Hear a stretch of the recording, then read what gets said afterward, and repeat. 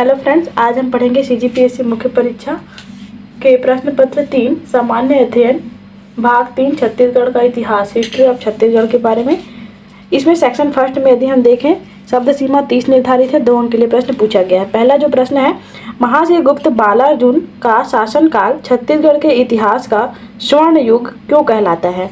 महाश्री गुप्त बालार्जुन का शासनकाल जो है छत्तीसगढ़ के इतिहास का स्वर्ण युग कहलाता है, क्योंकि उनके समय में सिरपुर में कला, साहित्य, संस्कृति, विज्ञान और धार्मिक सहिष्णुता का अभूतपूर्व विकास हुआ, जहां मंदिर और जलाशय बने, जिससे राज्य में समृद्धि व स्थिरता आई। इसे क्षेत्र का उत्कर्ष काल माना जाता है इस क्षेत्र में इस समय। तो यह जो है महाश्री गुप्त बालार्जुन का शासनकाल रहा, जो कि स्वर्ण युग कहलाता है। अगला जो प्रश्न है, दूसरा प्रश्न, छत्तीसगढ़ में भोसलों का आक्रमण कब और किसके समय में हुआ? छत्तीसगढ़ में भोसलों का आक्रमण सन 1741 में हुआ था। यह आक्रमण नागपुर के मराठा शासन रघुजी भोसले प्रथम के समय हुआ। इस समय छत्तीसगढ़ रतनपुर में कलचुरी वंश का शासन था। अगला प्रश्न है, सार्जेंट मेजर सिडवेल की हत्या किसने व कब की?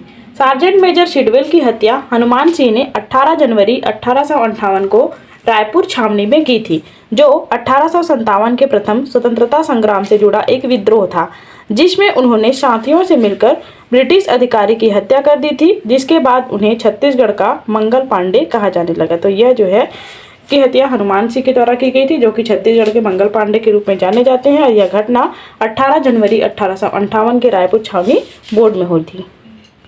अगला प्रश्न है, पृथक छत्तीसगढ़ राज्य का निर्माण किन किन जिलों को मिलाकर किया गया? पृथक छत्तीसगढ़ राज्य का निर्माण 1 नवंबर 2000 को मध्य प्रदेश से अलग करके किया गया, जिसमें मूल रूप से मध्य प्रदेश के 16 जिले शामिल थे, जिसमें शामिल जिलों में नाम है रायपुर, दुर्ग, बिलासपुर, रायगढ़, बस्तर, कांकेर, धमतरी, सरगुजा, कोरिया, जसपुर, महासमुंद, राजनांदगांव, दंतेवाड़ा, कोरबा, सूरजपुर व बलरामपुर। अगला है सेक्शन 2, शब्द सीमा 60 निर्धारित है। 4 अंक के लिए इसमें प्रश्न पूछे गए हैं। मराठा प्रशासन में कमाविशदार क्या था?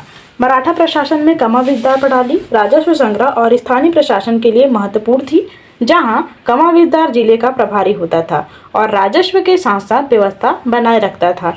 इसकी भूमिका राजस्व संग्रह करने की, स्थायी प्रशासनिक निगरानी करने की, राज्य को निश्चित धनराशि जमा कराना, यह इसके मूल दायित्व थे।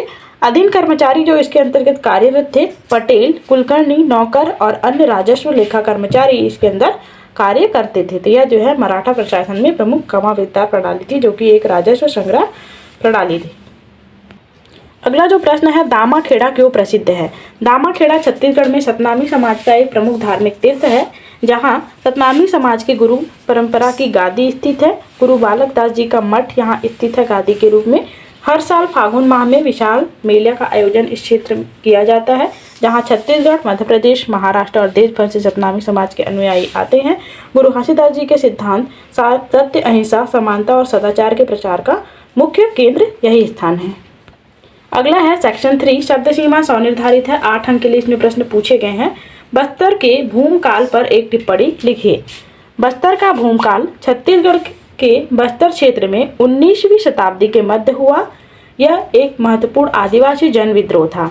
इसकी पृष्ठभूमि यदि हम देखें, आदिवासियों की जंगल परंपरागत अधिकार घटने लगी। लकड़ी, महुआ, तेंदू जैसे वन उत्पादों पर सरकारी नियंत्रण बढ़ा।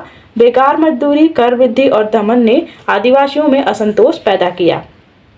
बस्तर में भूमकाल विद्रोह के नेतृत्वकर्ता वीर गुंडाधुर थे।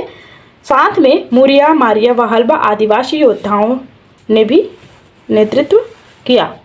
भूमकाल विद्रोह की शुरुआत 1910 में हुई। 1910 ईस्वी में विद्रोह ने संगठित रूप लिया।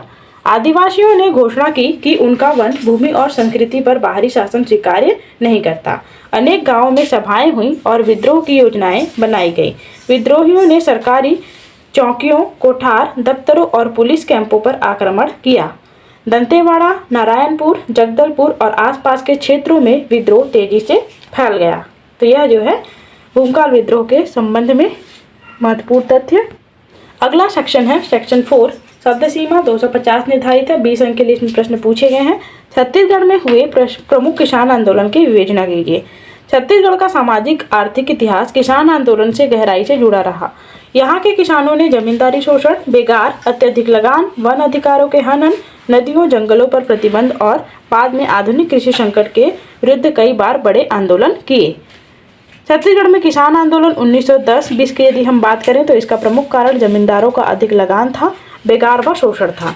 इसका महत्व किसान वर्ग में राजनीतिक चेतना का आरंभ हुआ। अगला आंदोलन दूधाधारी मठ क्षेत्र का किसान आंदोलन, जो कि रायपुर क्षेत्र में किया गया। इसका प्रमुख कारण मठ द्वारा लगान में वृद्धि करना, किसानों पर दमन, खेती की जमीन पर विवाद। दूधाधारी मठ क्षेत्र का किसान आंदोलन रायपुर, इसका परिणाम यह रहा कि कई अन्य गांवों में भी किसान संगठित होने लगे। अगला है बलरामपुर सरगुजा क्षेत्र की भूमि आंदोलन। कारण बड़े जमींदारों का भूमि पर कब्जा, आदिवासी किसानों की जमीन हड़पना। महत्व है आदिवासियों के भूमि अधिकार स्वीकारे गए और कई दमनकारी नीतियां बदली। बस्तर क्षेत्र के वन किसान आंदोलन 1950 से 1980 के मध्य कारण जंगलों पर सरकारी प्रतिबंध व अत्याचार किए गए। परिणाम यह हुआ कई क्षेत्रों में वन अधिकार नीति में नरमी आई। तो यह जो है बस्तर क्षेत्र के वन किसान आंदोलन, जो कि 1950 से 1980 के मध्य देखने को मिला। तो यह जो है छत्तीसगढ़ के प्रमुख किसान आंदोलन थे।